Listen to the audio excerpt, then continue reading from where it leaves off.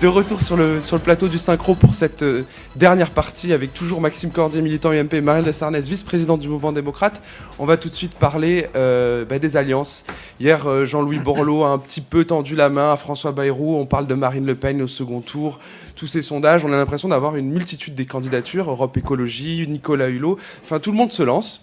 Et François Bayrou, il y va quand ? Je crois qu'on n'est pas encore dans le temps de la vraie campagne présidentielle. D'accord. Ce temps-là viendra. Les Français ne sont pas dedans. Donc je pense que c'est important d'être connecté, au fond, avec le moment dans lequel ils vont rentrer en campagne. La dernière fois, en 2007, François Bayrou a déclaré sa candidature au mois de décembre. Donc, est-ce qu'elle fait un doute aujourd'hui, la candidature de François Bayrou ? Pour moi, non. Pour moi, non. Je la souhaite, évidemment, de toutes mes forces. Je pense qu'il faut vraiment un changement important en France, qui ne soit pas juste un changement à l'intérieur de la majorité présidentielle. Je pense qu'il faut un changement important sur notre manière de penser la politique, de penser les institutions, de penser le pouvoir, sur la manière aussi de... Mais est-ce que ce changement, on ne l'a pas déjà eu en 2007 ? Est-ce qu'aujourd'hui, on n'a pas une nouvelle phase bien politique réelle ?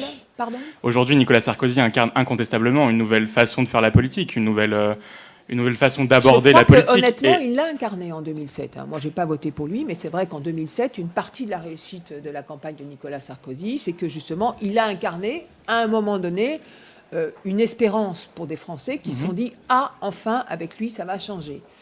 Et puis, au fond, la déception aujourd'hui, elle est peut-être d'autant plus grande qu'a été grande l'espérance. C'est-à-dire qu'il y a beaucoup de Français qui ont cru en Nicolas Sarkozy. La déception à quel niveau ? Parce qu'il avait une sorte d'énergie et ils se sont dit avec lui, ça va changer, ça ne sera pas comme avant. Et puis, aujourd'hui, les sondages le démontrent. Oui, mais madame, vous n'êtes pas sans savoir quand même que... Bon, je sais que c'est un argument qui est tout le temps repris, mais parce que c'est le seul véritable argument qui est celui de la crise. Je crois profondément que la présidence Sarkozy a changé énormément de choses sur les relations internationales, sur la manière d'aborder l'Europe aussi. Vous parliez de l'Europe tout à l'heure, de votre attachement. Je crois que moi aussi, j'ai un attachement viscéral à l'Europe et je pense que sur tous ces sujets-là, Nicolas Sarkozy a incarné un vrai changement. C'est tout à fait possible que toi, que vous voyez ça de cette façon-là, mais il faut reconnaître quand même, ouvrir les yeux et reconnaître que les Français ne le ressentent pas de cette façon-là. Mais les Français n'ont pas non plus d'espoir de...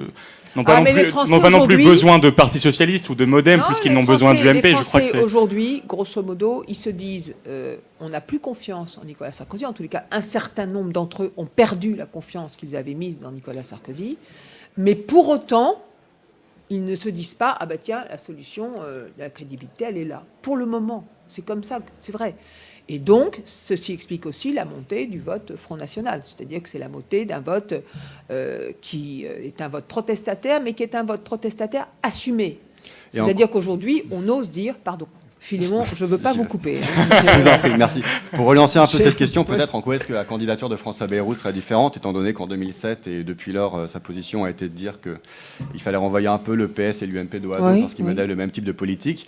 Et il y a dans une position de challenger qui était un peu celle de Nicolas Sarkozy en 2007 avec la rupture. Donc est-ce qu'il y a vraiment une différence ? Nicolas Sarkozy, il était au gouvernement, il était avec Jacques Chirac, il était dans le parti de la majorité présidentielle, François Bayrou il était à l'UMP. François Bayrou a déjà été ministre aussi. Enfin, il y a... Ok, vous avouerez comme moi que c'était il y a un certain temps et que depuis au moins 1999, là où nous sommes présentés de façon autonome, on a fait du chemin. Mais il est vrai que venir d'une force politique qui a été alliée pendant de très nombreuses années, de très nombreuses décades, de très nombreuses décennies, avec le parti majoritaire de droite, c'est un changement structurel, politique, psychologique qui n'est pas facile, qui n'est pas simple.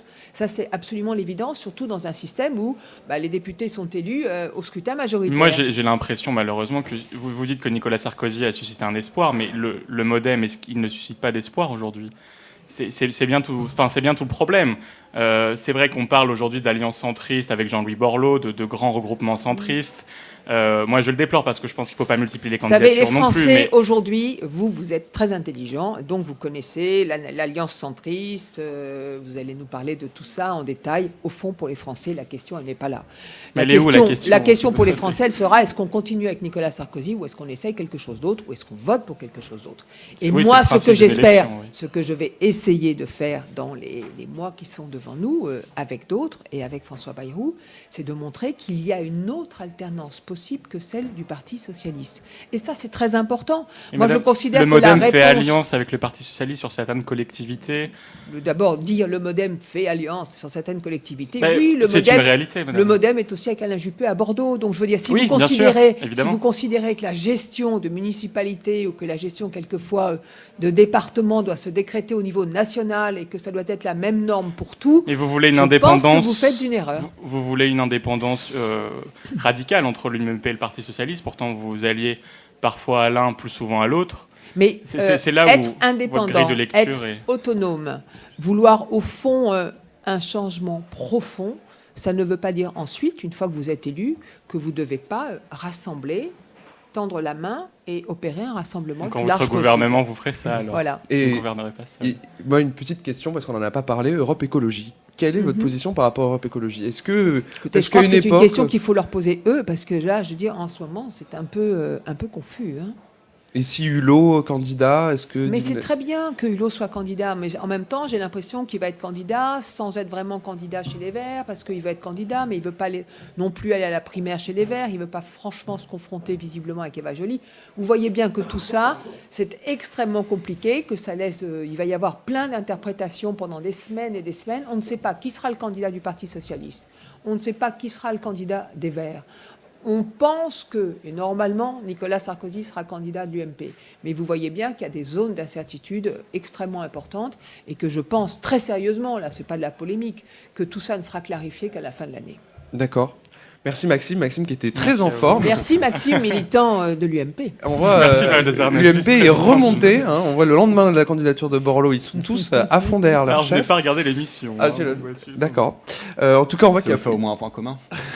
Oui, écoutez, il n'y a pas de problème. Hein, il avait peut-être beaucoup de travail. Hein, il a beaucoup de travail. Voilà, c'est ça. On voit qu'il y a plein de gens qui sont au centre. Hein, Bayrou, Borloo, Mais c'est Morin. pas être au centre. L'élection présidentielle, elle va pas parler qu'aux centristes. Ça veut dire, ceci n'a aucun sens. Une élection présidentielle, c'est un homme qui s'adresse à un peuple. Et c'est pas à des catégories ou à des centristes, des centres-droits, des centres-gauches, des écologistes, des humanistes. Je veux dire, on parle aux Français. Ça me semble mieux comme ça. Eh ben, c'est une belle C'est un conclusion. point d'accord. Ce sera le mot de la fin. Merci. Ce sera le mot de la fin. Merci beaucoup de nous avoir suivis sur Sciences Po Télé. On se retrouve prochainement avec un nouvel invité. Merci. Bonne journée. Merci à vous, tous et toutes.